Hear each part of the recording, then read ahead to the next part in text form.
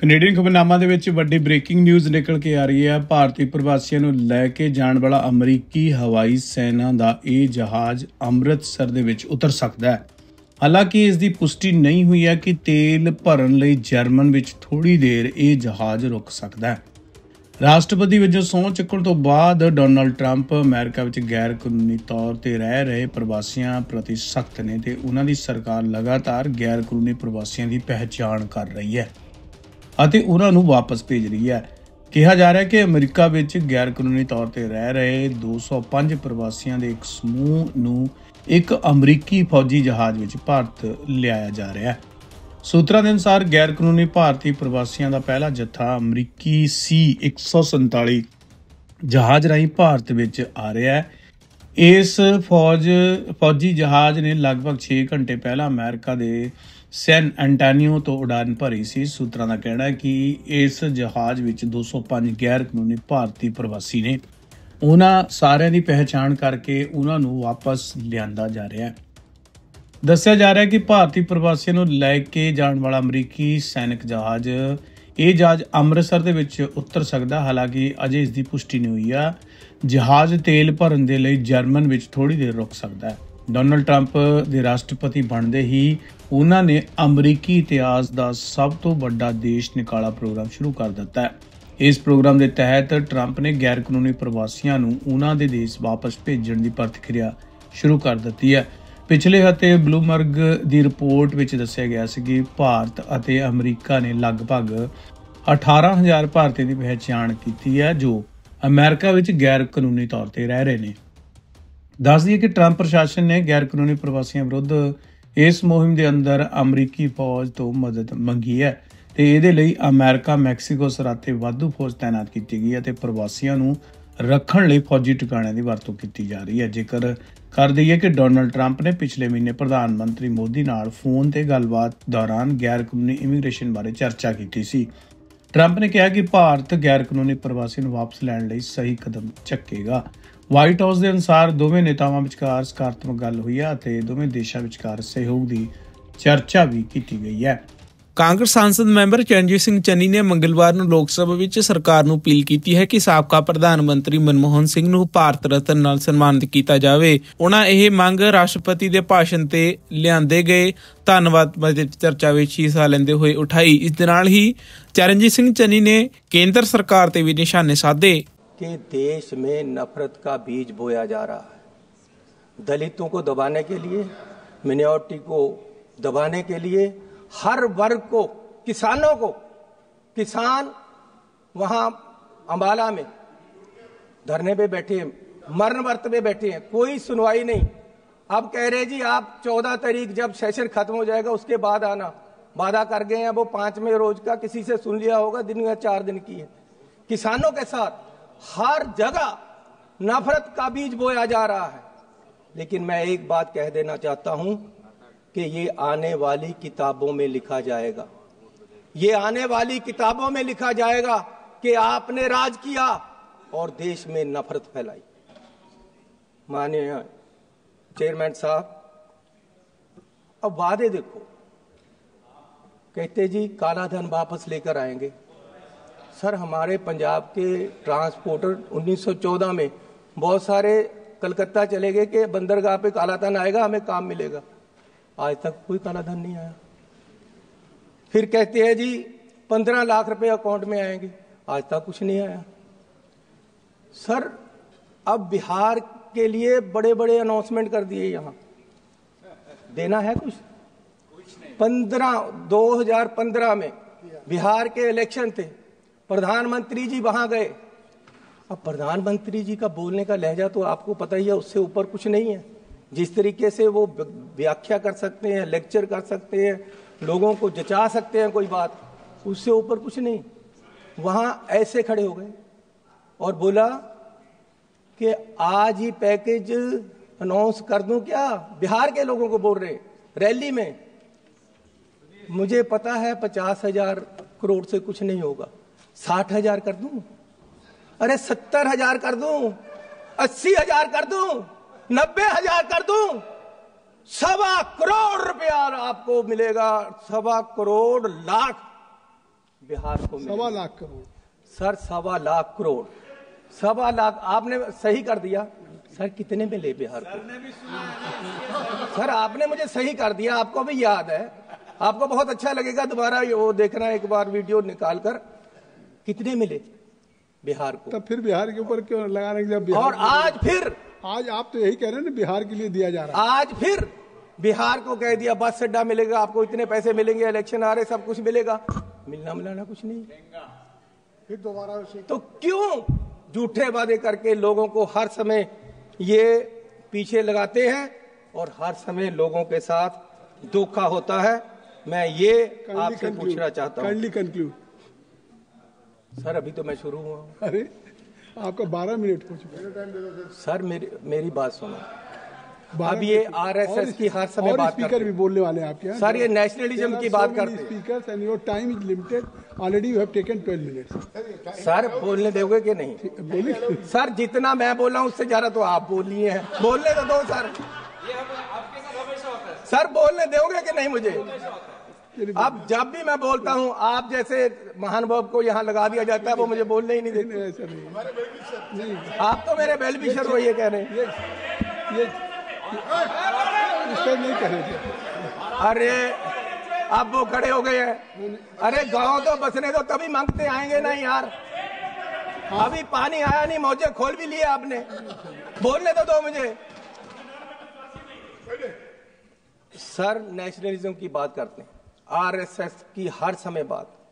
मैं पूछता हूं कभी आप बताओगे कि आपका देश की आजादी में क्या योगदान था? आरएसएस का क्या योगदान था? राष्ट्रपति के अभिभाषण पे बोल रहे हैं, आरएसएस की विचारधारा पे बोल रहे हैं। सर आप मुझे बोलने देंगे कि नहीं? मैं ये पूछना चाहता हूं। अब ये देखो सर, गौरव, ये पटेल साहब की बात कर रहे हैं। मेरे पास ये सर्टिफिकेट है कि पटेल साहब होम मिनिस्टर होते ही उन्होंने आरएसएस को बैन किया था। ये झूठ है बात बोले। और फिर 1966 में, 1980 में आरएसएस के लिए यह कहा गया कि आरएसएस और जमात इस्लाम कोई सरकारी कर्मचारी, कोई सिविल सर्वेंट उनका मेंबर नहीं बन सकता। लेकिन आज जुलाई 24 में, जुलाई 24 में बोलने दो सर, बोलने दो आप। अब बोलने दे रहा हूं, लेकिन एक बात है, अतीत की बात कर रहे हैं, कुछ पंजाब के वर्तमान की बात करेंगे सर अब 24 में, जुलाई 24 में इन्होंने आरएसएस को ये कर दिया कि आरएसएस में कोई भी सरकारी कर्मचारी मेंबर बन सकता है। जब नेहरू जी देश के प्रधानमंत्री थे, 62 के चाइना युद्ध के बाद 1963 में इंडिया गेट पर परेड में राष्ट्रीय स्वयंसेवक संघ को नेहरू जी ने शामिल कराया। ये नेहरू जी को गाली दें, ये नेहरू जी के नीतियों को गाली दें। आरएसएस गणतंत्र दिवस के परेड में शामिल हुआ था। आप माफी मांगिए देश से कि नेहरू ने गलती की। ये आरएसएस शामिल हुआ, सर्टिफिकेट है, ये मेरे पास नोटिफिकेशन है सर के जानकारी दे रहे हैं। आरएसएस जानकारी दिया सर, बोलने नहीं देना तो आपकी मर्जी है। नहीं, मैं आपको बोलने दे रहा हूं, लेकिन आप कंक्लूड करिए ना। आरएसएस का मेरे पास नोटिफिकेशन है कि आरएसएस को कहा गया था कि आप कभी भी राष्ट्रपति का सरकारी कर्मचारियों को अभिभाषण होता है, सरकार पे बोलिए सर। पंजाब की सरकार, अब वकालत तो आप ही कर रहे हो सारी उनकी सर। अब आप कह रहे राष्ट्रपति का नोटिफिकेशन होता है, सरकार करवाती है। जो भी राष्ट्रपति करते हैं पहले काउंसिल ऑफ मिनिस्टर से पास होकर जाता है। आपका 15 मिनट हो गया। ला, आप बोलने नहीं देना, 15 मिनट हो गया सर। अभी 24 में आरएसएस को यह किया गया कि कोई भी सिविल सर्वेंट उनका मेंबर बन सकता है। But there are other speakers also from your party. How? So there is a time now. Already he has taken for 15 minutes. He was giving only. Sir, 15 minute से 12 minute तो आप ही बोल रहे हो। क्या करोगे आप?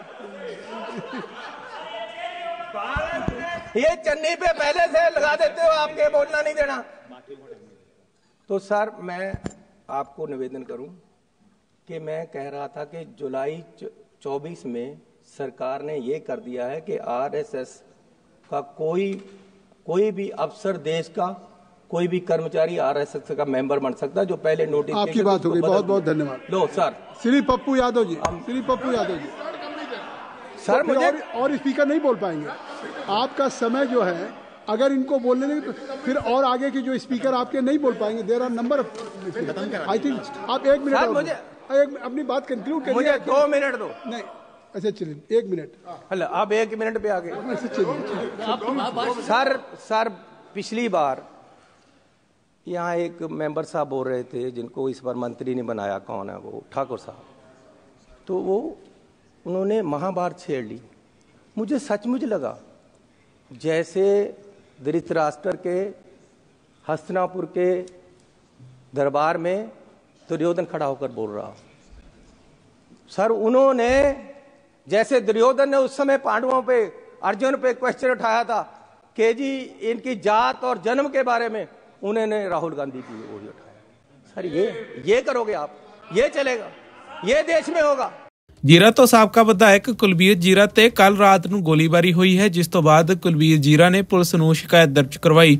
ਜੀਰਾ ਨੇ ਪੁਲਿਸ ਨੂੰ ਦਿੱਤੀ ਸ਼ਿਕਾਇਤ ਵਿੱਚ ਦੱਸਿਆ ਕਿ ਕੱਲ ਰਾਤ ਨੂੰ ਹਮਲਾਵਰਾਂ ਨੇ ਉਹਨਾਂ ਦੀ ਗੱਡੀ ਤੇ 6 ਫਾਇਰ ਕੀਤੇ ਤੇ ਕਾਫੀ ਲੰਬੀ ਦੂਰੀ ਤੱਕ ਉਹਨਾਂ ਦੀ ਗੱਡੀ ਦਾ ਪਿੱਛਾ ਕੀਤਾ ਗਿਆ।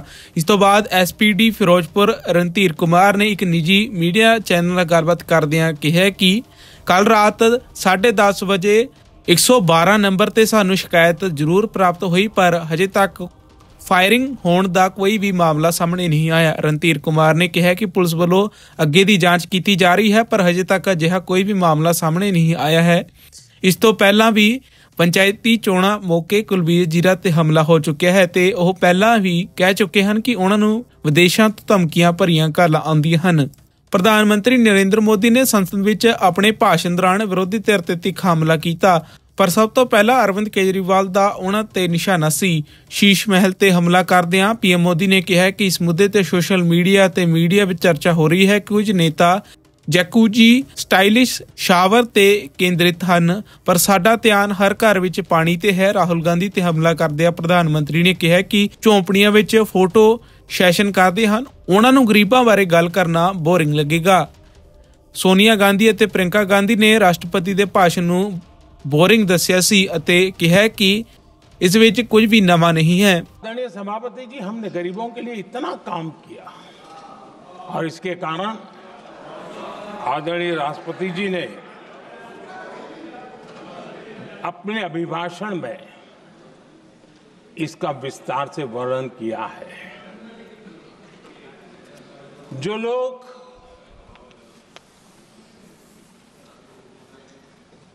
गरीबों की झोंपड़ियों में फोटो सेशन कराकर अपना मनोरंजन करते रहते हैं, उन्हें संसद में गरीबों की बात बोरिंग ही लगेगी।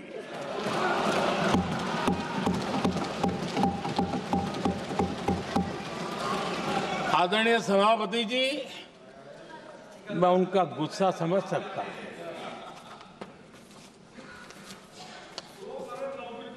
आदरणीय सभापति जी,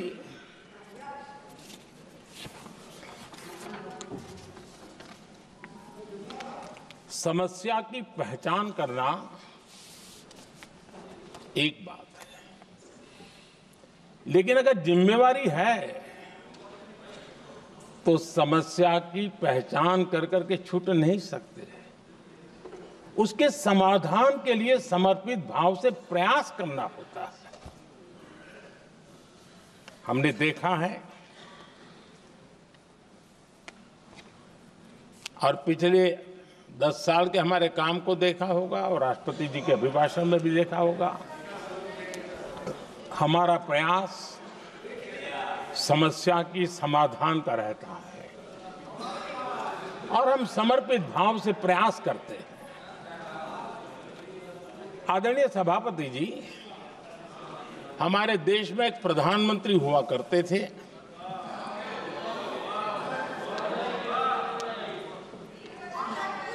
उनको मिस्टर क्लीन करने कहने की एक फैशन हो गई थी। उस प्रधानमंत्री जी को मिस्टर क्लीन कहने की फैशन हो गई थी। उन्होंने एक समस्या को पहचाना था और उन्होंने कहा था कि दिल्ली से 1 रुपया निकलता है तो गांव में 15 पैसा पहुंचता है। अब उस समय तो पंचायत से लेकर पार्लियामेंट तक एक ही पार्टी का राज था। पंचायत से पार्लियामेंट तक एक ही पार्टी का राज था और उस समय उन्होंने सार्वजनिक रूप से कहा था कि 1 रुपया निकलता है 15 पैसा पहुंचता है। बहुत गजब की हाथ सफाई थी।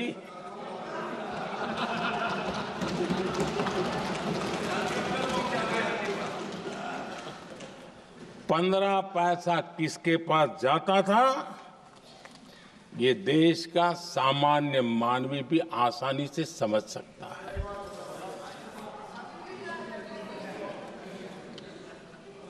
आदरणीय सभापति जी, देश ने हमें अवसर दिया, हमने समाधान खोजने का प्रयास किया।